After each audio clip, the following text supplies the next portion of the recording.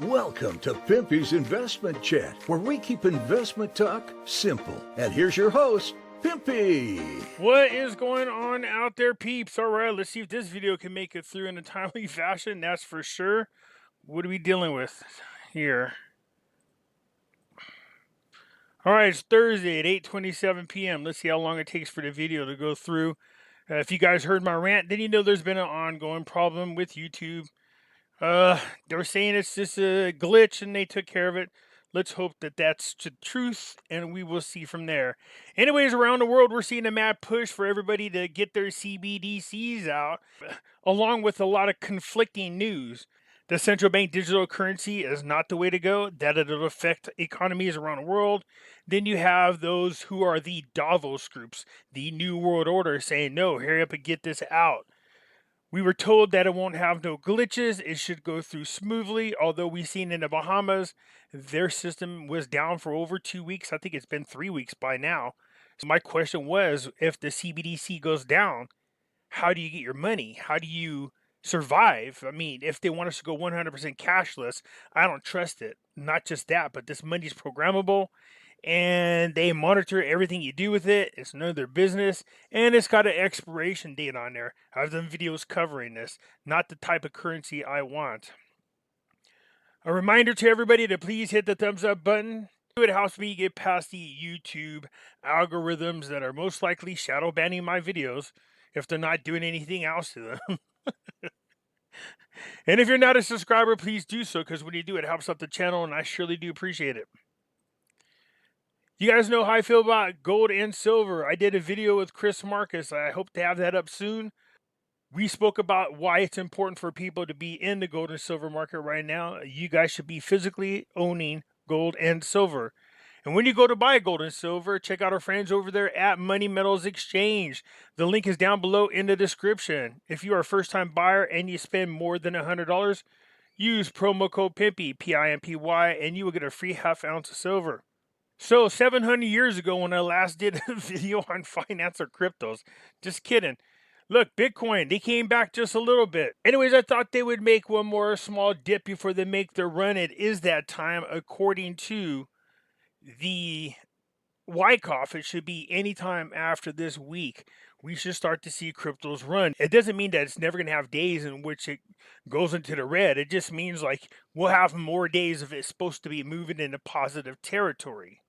Case in point right here, since January 21st, Bitcoin has been moving in an upward motion, except for it's looking like ever since the 8th, it has been slowly moving down.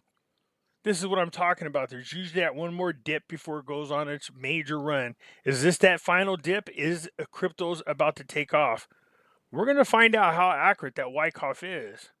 If it continues to follow the Wyckoff chart, then we're going to be looking at new record highs, most likely doubling what their current value is. There's a lot of people predicting Bitcoin to be over 100,000. Some say 150. Some say 200,000 by the end of this year.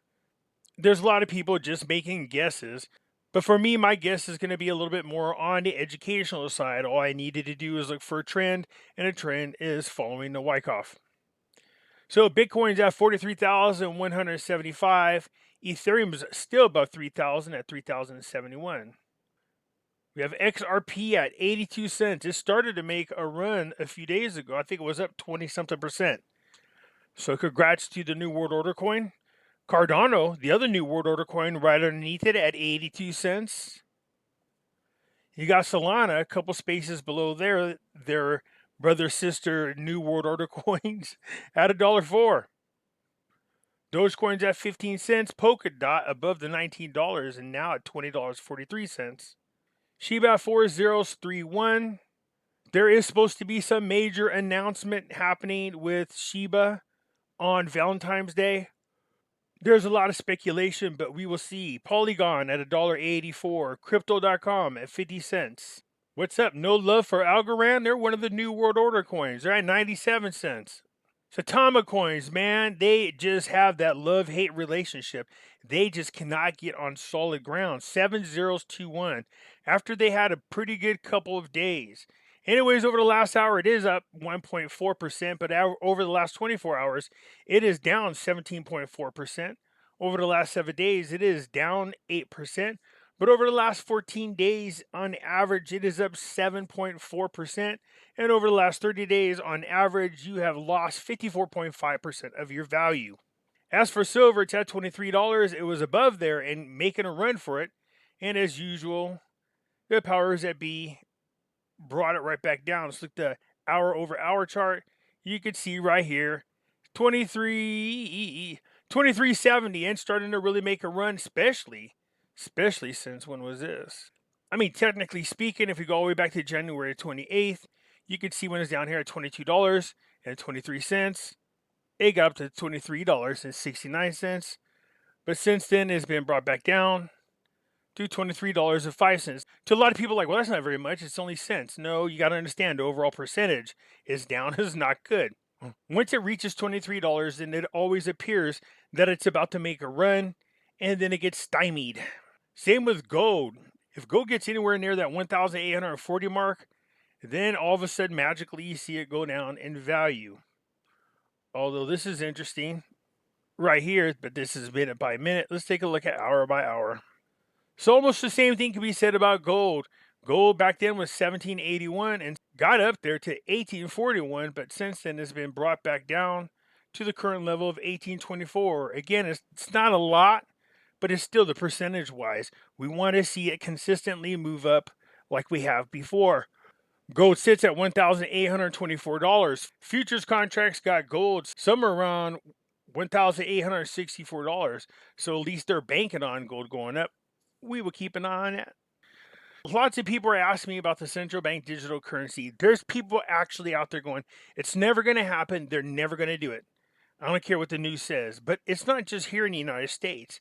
It's all around the world. This is how you know this is a planned event. Why would all of a sudden, magically, all of these governments decide to go get a central bank digital currency? Well, that's because that's their instructions from the Bank of International Settlement, which again, I remind you, our Constitution forbids anybody outside of our country, any organization, any individual from having input or control over our monetary system. And it looks like the Bank of International Settlement is telling us what to do over here. So the CBDC could damage the economy. Now, some of these articles are a little bit older, but I bring them up to make a point. This is just from the end of January. It's not that old. But the CBDC could damage the economy, says ex-Bank of Japan official. What you're going to see in the news is it goes back and forth.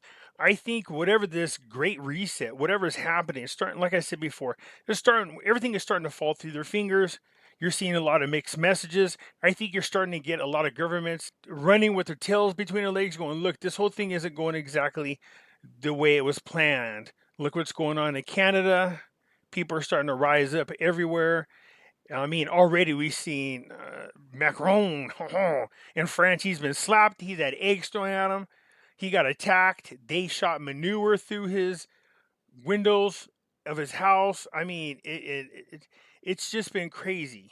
People in different countries are now demanding that the governments go after Soros, go after the Davos group is what they're calling them.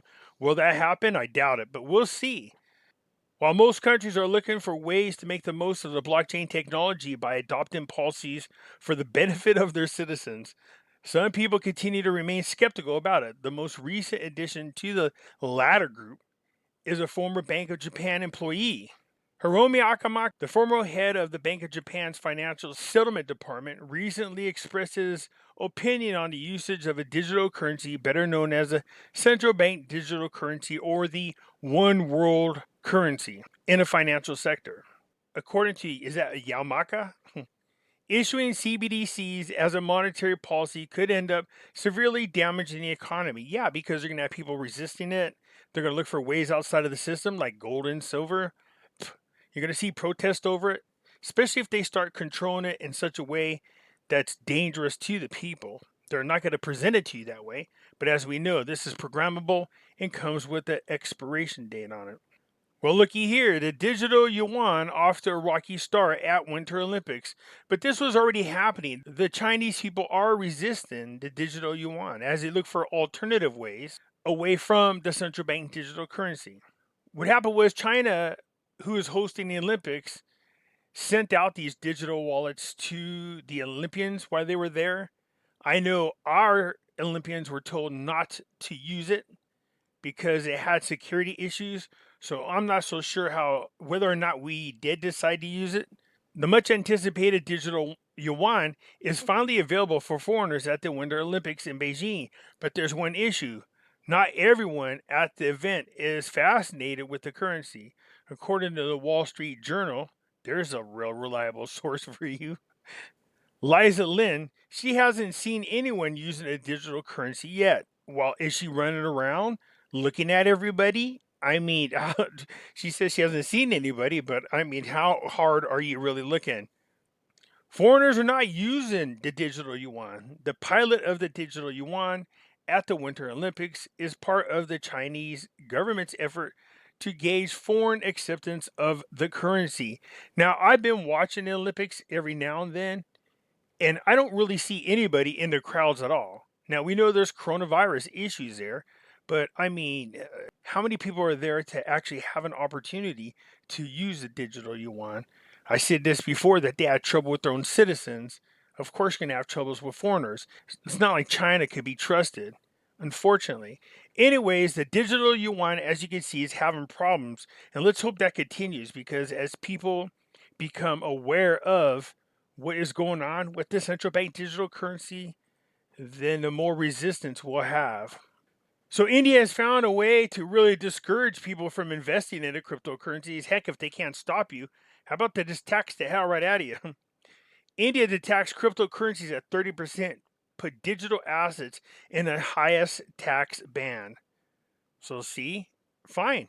If you're going to avoid the financial institute that they put in front of you, well, then they'll tax the bejeebas right out of you and get their money one way or another. That's a really super high tax bracket.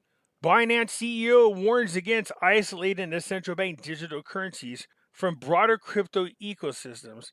Well, of course he warns that because he's aware what's going to happen. Once the central bank digital currency is running and it's running smoothly, they're going to try to phase out all cryptocurrencies. We know that the president of El Salvador has accepted Bitcoin as their official currency. The smart thing would have been to accept cryptocurrencies, period. Let their people decide. This way, then, no one cryptocurrency could be manipulated to hurt the country. But yeah, Binance CEO warns against isolating. That's because he knows what's going to happen. If the CBDC starts getting isolated slowly but surely, and then once it's up successfully, do away with cryptos. The IMF chief touts advantages of the central bank digital currencies over unbacked crypto assets and stablecoins. Well, first of all, there's nothing backing the central bank digital currency besides the same thing that our fiat dollar is backed by, the promise of the government.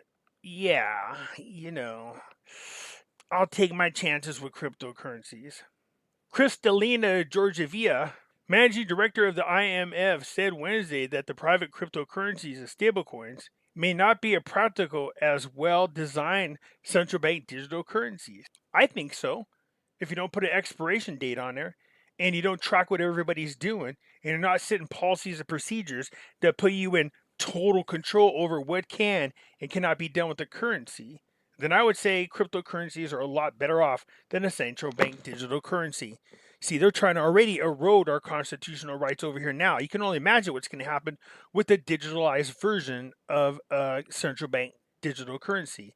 They'll just program it to where you cannot buy guns or ammos and just go ahead and circumvent the Constitution altogether that way. So I'm not in support of the central bank digital currency. In case you haven't figured it out, we know that the Chinese yuan is not doing very good. Nobody should be surprised. I got people telling me, don't worry about it, Pimpy, the QFS system. That's the new version. Well, guess what, people? I found it. Yep. I found the quantum financial system and their cryptocurrencies. And guess what?